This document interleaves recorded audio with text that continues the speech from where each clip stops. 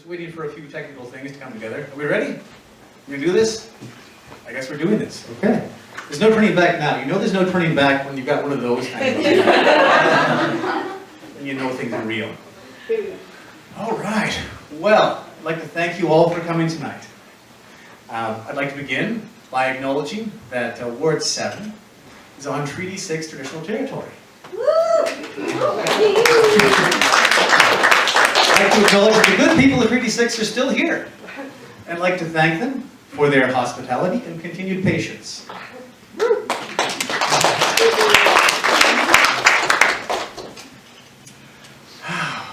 know, I'd like to thank a lot of people for being here tonight. I'd like to thank Nicole Muley, where's Nicole?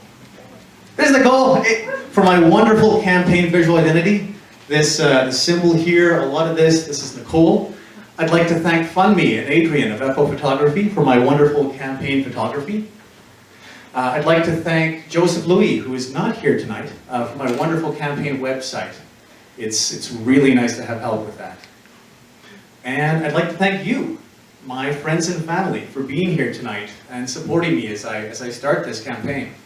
I really appreciate it. And most of all, I'd like to thank my wife, Cynthia.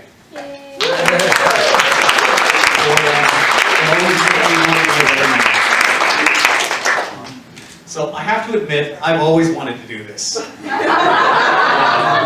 I grew up listening to the great speeches of Martin Luther King, Winston Churchill, Laura Roslin, and thinking, man, I'd love to do that.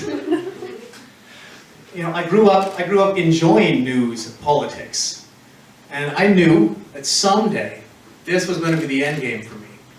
Someday, when I was an established, great man of the community, I was going to launch a campaign for public office. Well, still working on being that great man of the community, but the news has me concerned. It's become evident that politics based on truth and humility and compassion is in decline.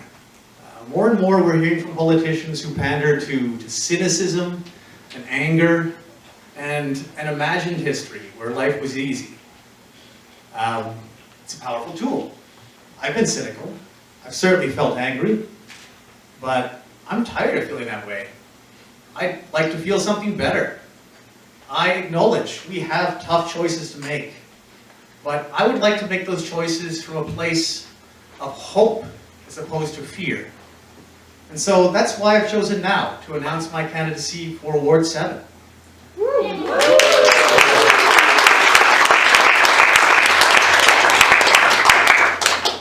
I feel incredibly privileged to be doing this right now. If you had told me 6 or 7 years ago that I'd be launching a campaign for public office, I would have thought you were crazy. Back in the spring of 2012, I was on the ropes. I was working as a substitute junior high school teacher and part-time junk truck driver in Toronto. I spent the last of my RRSPs on rent, my credit cards were maxed out, and I was done. I felt defeated and ashamed. I went to an army recruiter, or a military recruiter actually, and I applied to be a naval officer because in my mind that was the only way I could make a living wage. And my wife told me that she would leave me if I did that.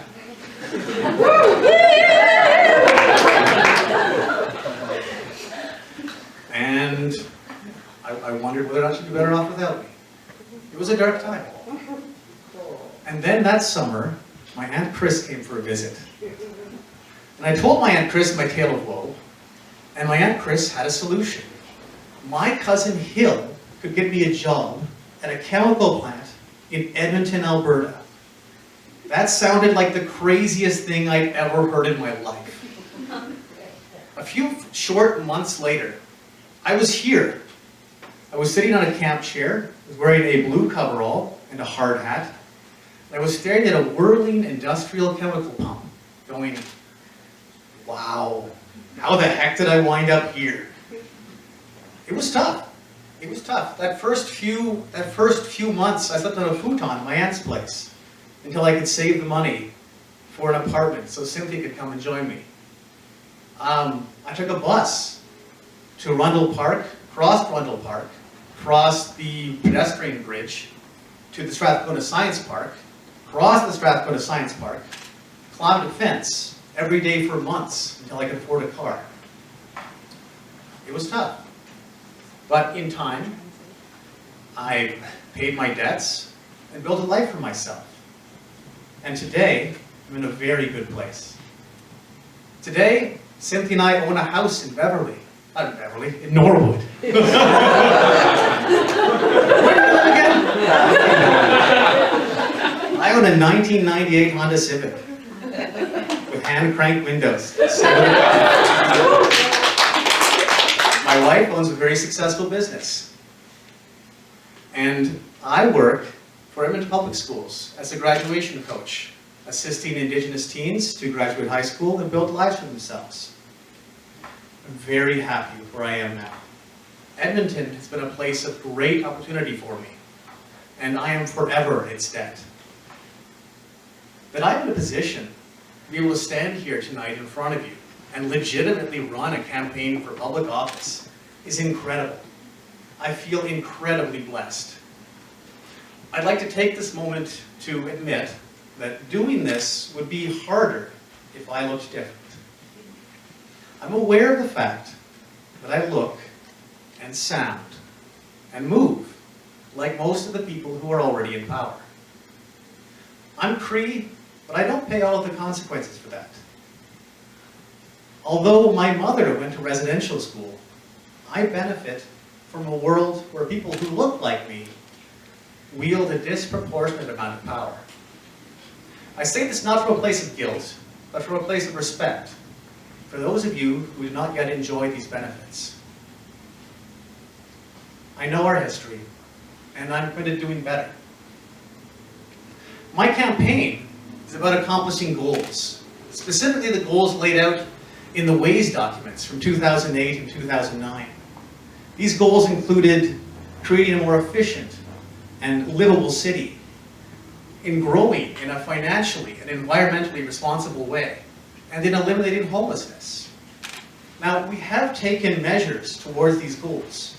Our efforts at reducing homelessness have been quite good, but our commitment to actually achieving these goals hasn't been there. And in some cases, we've done things that are downright contrary to these goals. This is frustrating, and I can help. Now, I've seldom been in a position to tell people what to do. As somebody who works with teenagers for a living, I can tell you that demanding respect and obedience isn't that effective.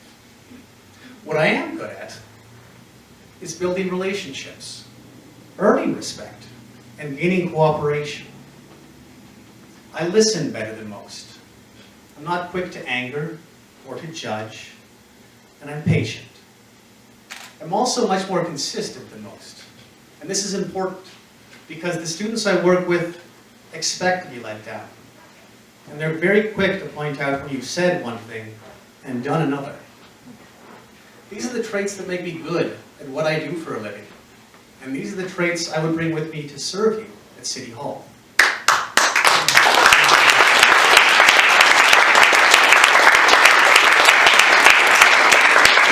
I stand by my word, I stand by my work, and I stand by you.